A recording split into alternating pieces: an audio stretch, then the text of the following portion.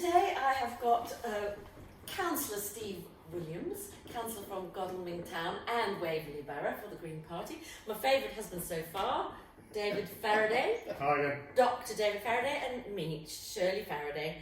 And we're recapping on today, the last couple of days at COP. David recapped on Wednesday. And now the couple of themes that have come out because of the focus of the days have been women, Indigenous people, energy is an ongoing theme all through COP, Indigenous people and the young. And so there's a couple of things that I was a bit curious about. So one of the broadcasts I watched about women were a lot of industrial people saying, counting the number of women on their boards, which I thought, well, that's interesting, but does that really mean anything in terms of actually if women are going to thrive, it's more than just how many you've got on the board. So I just wonder what your thoughts are in terms of how you would include women more, get women's culture more prevalent in decision making. Steve, would you like to kick off? Yeah, I mean, I'm very much in favour of the whole notion of kind of engaging women as an underrepresented group in all aspects of our society, and I think women particularly have a lot to say about climate change, as do the other groups that you mentioned, Indigenous people and young people, and sort of putting your token woman on the board of a large corporation is really not the limit of what you should be doing. Thank you, I agree. What's your thinking about it, David? Well, I mean, we have to deploy what systems are in place to try and influence the agenda and get more women into positions of power, into more senior positions. But it's not just about that. In fact, that's even just the start of the tip of the iceberg, because it's really about women's culture and women's values, and that's what we want to see in these environments. Because that's where we see the difference coming through, and that starts to change the mindset of how businesses might operate. So having women come through in such a way that they're indoctrinated into the sort of male culture of the way the world works at the moment, I think is not going to help us. Allowing women to come through, or encouraging women to come through, and listening to them and engaging with them and allowing them to move forward with those ideas that come out of lots of women's thinking, I think is really, really important.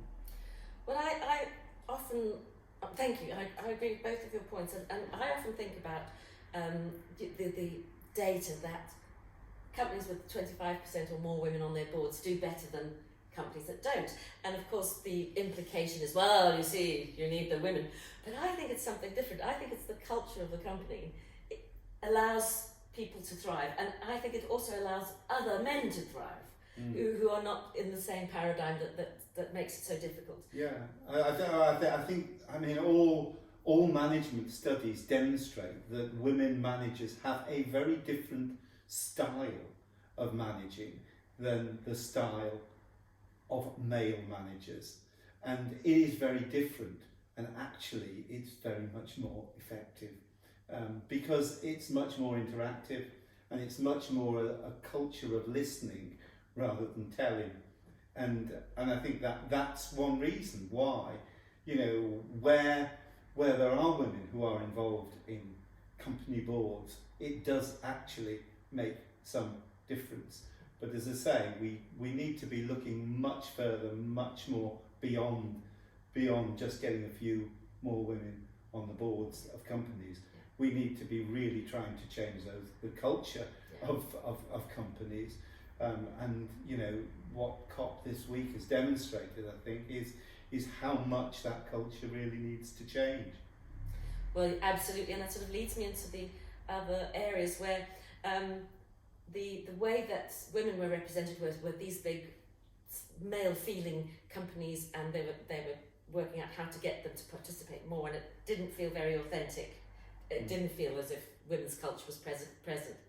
But then the way certain of the presentations were shown with Indigenous people, that they were there in their regular authentic clothing, they spoke in their own language, they used poetry and song, and they told their own stories.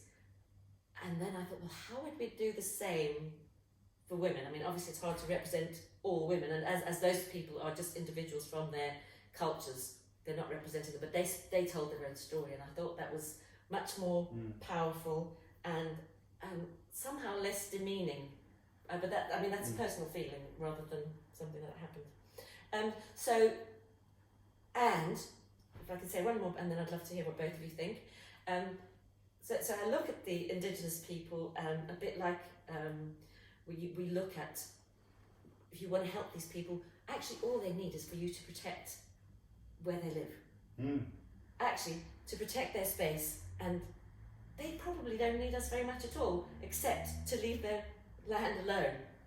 You know, it's like lots of studies are done on endangered species, and the endangered species doesn't need you to know how it works. It needs you to leave its habitat alone. So I'm curious about what your thoughts are on how Indigenous people have been involved in this COP, if you have any thoughts about that. David, would you like to?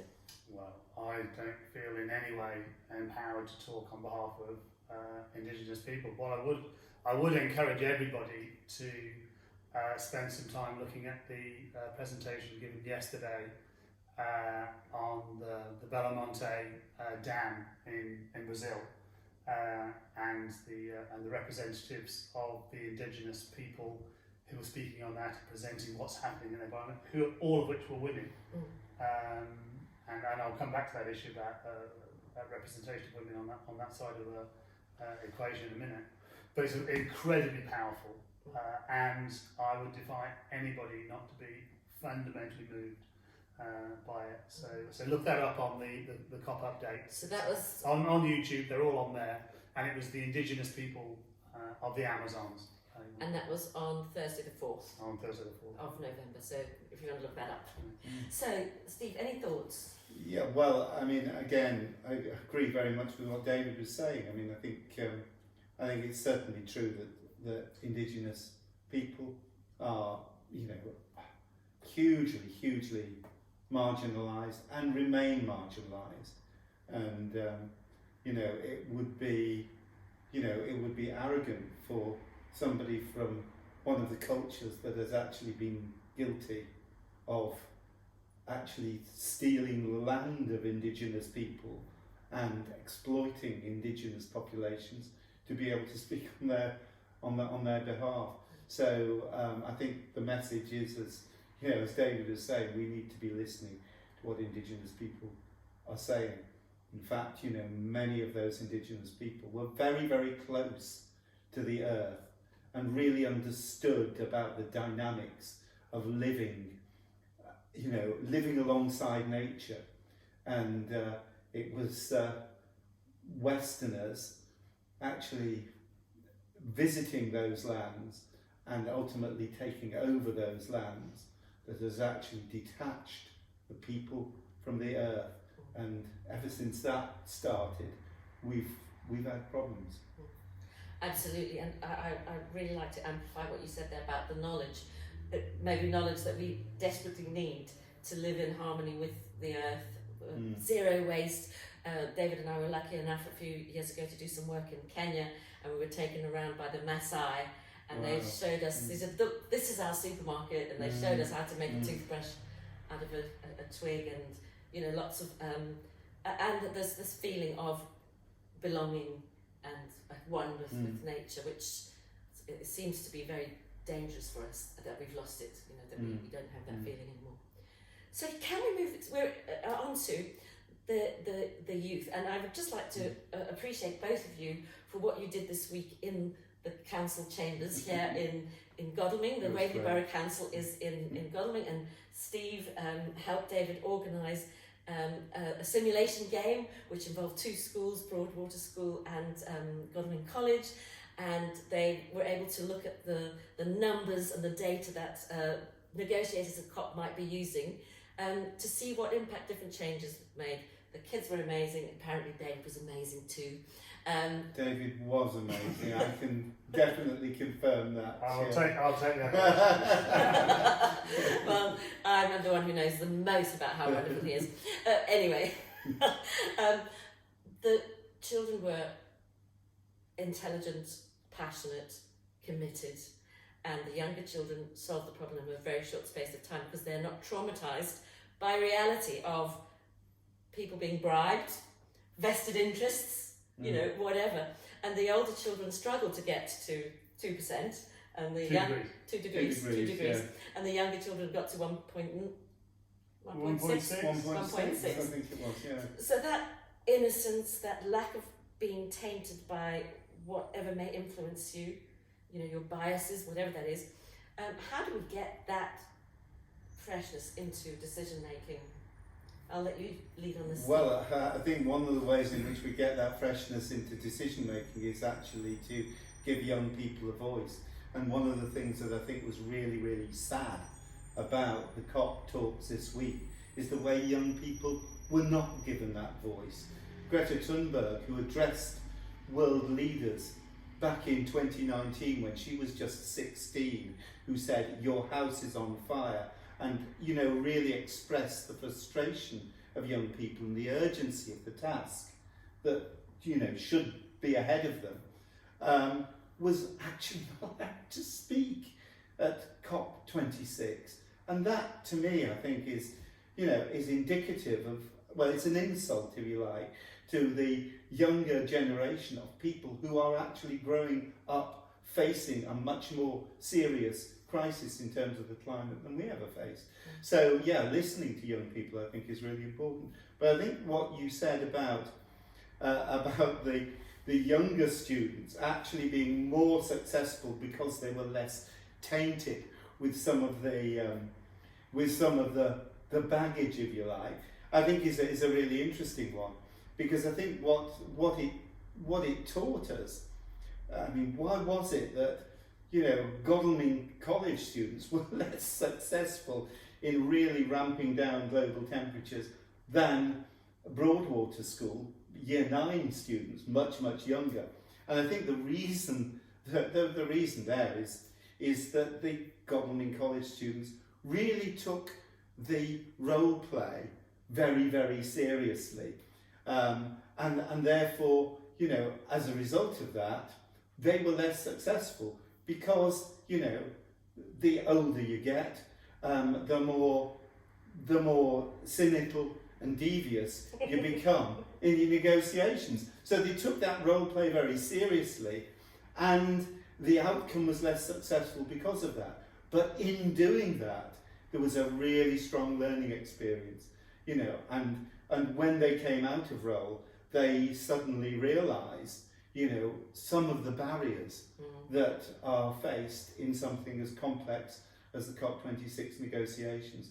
We've got to sort of set aside all those barriers and vested interests because, you know, our house is on fire, in the words of Greta Thunberg. Absolutely. So, what would you say in response to Steve's comments? Well, it was very interesting on Monday, and you've heard from Steve and Shirley all about what happened there. It was quite fascinating to see. But the issue with Greta, I think, is incredibly disappointing. I mean, there was a lot of talk before this COP about Xi Jinping not coming, Vladimir Putin not coming, Bolsonaro not coming, and the popular de facto leader of the youth movement, and I'm sure Greta wouldn't describe herself in any way in that role, but in popular culture that would be how she is seen, is not there, is there, but not allowed in. It is a travesty. And then there's another dimension to this, which comes back to our earlier discussion with the role of women. I've watched a lot of COP today, and they've had, I watched the live feed, I watched a few of the different sessions, and I'm certain that every young commentator I saw interviewed was a young woman to start with. All of them highlighted the fact that they actually weren't getting much of a say in the actual plenary sessions, which is incredibly disappointing. And you sort of started to see this separation. You look at it through a particular lens, and if you look at it in a sort of slightly like what's actually going on here, who is there, who are the dominant forces here, and you would have to say that within the COP environment, within that space, it is predominantly Stephen R. older, more powerful men driving the agenda. I'm not saying we're like that, but like older, more powerful men driving the agendas either from business or from new tech or from government or whatever. But that would be the sort of dominant paradigm in that. And outside within the youth movement, and certainly all my experience with the youth movement is, it is noticeably a majority female environment, and the leaders I saw speaking today, the commentators I saw speak today, would reflect that. So again, this is sort of really sharpening up that separation, more about the different cultures. It's highlighting the different cultures. Well, I think that's very interesting to me because it's, in terms of how I've engaged with COP, and maybe this is a female and male difference, but I've been much more interested in the philosophical questions, the underlying, why would business be able to make it better now if they haven't made it better before? So I'm asking what's different about now, and things may be different. They may be more of an imperative. And then George Monbiot said, how can we solve this if we're asking the wrong questions? And so the philosophical questions are interesting to me, and the technical questions are not. And so I often feel I can't contribute to the conversation because I'm not disinterested in the data. I think once you decide philosophically that something should work, that we want it, that we care about it, human beings will just make it work. But so I need to get that belief, and I think the disastrous element, obviously seeing that, as you described it, David, of seeing all those chaps and a few select women, particularly in business, was a horrible feeling, and they were like honorary men. The women's culture wasn't happening. And then to see where art and music and that were involved, it was much more appealing to my eye. But I also thought, this maybe trivialises it because it's not hard science and hard facts. So I think that we've got to bring this together. And I think I won't develop that thought for now because we've said enough. People want to go to bed and have some wine. I won't make a comment on that. Okay, well, let's have a bit. No, because then you two will talk more than me, and that will not be right, will it? Well, yeah, I won't be speaking. I don't want to speak on behalf of women. No, I just want to make one comment about the linking with art and data. Yeah. Which is the fight to get the data recognised has gone on for decades. That's true. And one of the reasons that the data is so prominent is because it's been such a hard battle. So much data has had to be generated and created to push that agenda forward. But we can turn this into the art. And a good example of that is the climate stripes. The climate stripes are a fantastic artistic representation of data, and there's lots of it. If you go on the web, you can find lots of examples of scientists taking this and recognising we have to communicate these things very quickly, very simply, not as numbers but as imagery. And the climate stripes now every day on the BBC. That's their logo. And on our website, you'll see them both for the world and for the UK. I couldn't find them specifically for Waverley. Oh, Godalming. Right. Well, with that sense of bringing art into our lives, that's another wonderful project we've got going on here at Next. We've got our Other Mother project, which is a lot of famous illustrators drawing the earth as our other mother, and that is a way that many Indigenous people see the earth is as their other mother. So do pop around and see us, but we'll be back on COP on Wednesday and Friday of next week. And we have to make our usual disclaimer, which is none of us here are experts in the climate or climate science, and we're here representing our own personal views, and they don't reflect the views of any of the organisations we work for or are part of. And you don't have to be a climate scientist to be concerned about the climate. With me today is Adrian and June. June is a precious monument of Godalming, a long-term GP and purveyor of fair trade, and actually made Surrey County Council, a fair trade county, isn't that right? Well, Godalming is supposed to be a fair trade town, but it's slipped, I'm afraid. You know, it's not people's priority at the moment. Yes. I know there are other priorities, but Well, we still buy fair trade where for anything that comes fair trade.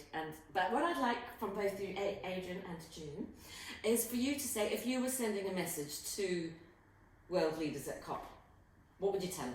Get on with it.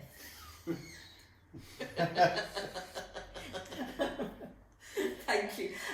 And what about you, Adrian? Yes, my message would be that the climate crisis is not a priority, it is the priority. And as June has very often told me, it should be in the newspaper, front page, every day. It should be the first thing that's talked about in Parliament every day. It's a priority. I was very concerned when I read in an article this week in one of the only broadsheet, that we may not be able to farm in this country by the end of the century. And it's an emergency, it's a crisis, an existential threat. It is, and at that time we'll feel what some people in the world are feeling now. Already. Bangladesh, Yes. Nigeria, where the changes in conditions mean that they can't live their lives the way they've lived them for many, many years. Absolutely. Last time I was in the Philippines with friends there, they've lost some islands. People have had to move. It's affecting people. Yeah. It's going to affect us like that at some point. At some point. We can't avoid it. We just maybe other people, our children or children's children. June, where would you start? Well, about 50 years ago we heard about it. We really did. I mean, we knew about it then, didn't we? And people were taking a bit of action then. They were, you know. Yes. We stopped using the car, for example, 50 years ago. Yes. I'm afraid we use it now, but not as much as we, you know. Yes. But yeah. Well, it's interesting because Rachel Carr, who was a chemist, wrote a book called The Silent Spring, and it was published in 1962 or 63, and that was detailing all the impact of various different chemical controls of insects and pesticides and herbicides, and it's perfectly clear that hasn't stopped as much as it should have. But thank you both of you for coming tonight. I hope you enjoyed the soup.